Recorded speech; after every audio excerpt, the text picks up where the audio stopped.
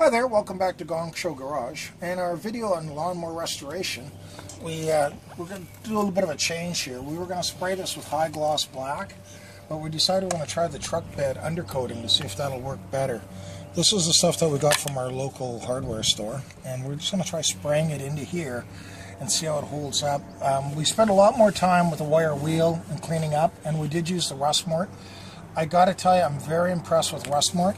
It's just all this that turned white used to be rust looking, so you can almost use it to determine whether it's almost finished curing or not. But anyway, we're going to go ahead and spray the inside of this and get it all coated.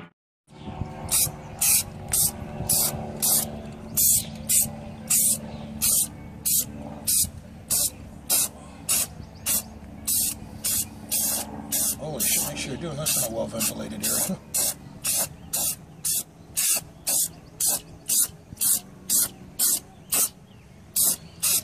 Lots of painters out there will be saying a better way to do it, that's for sure.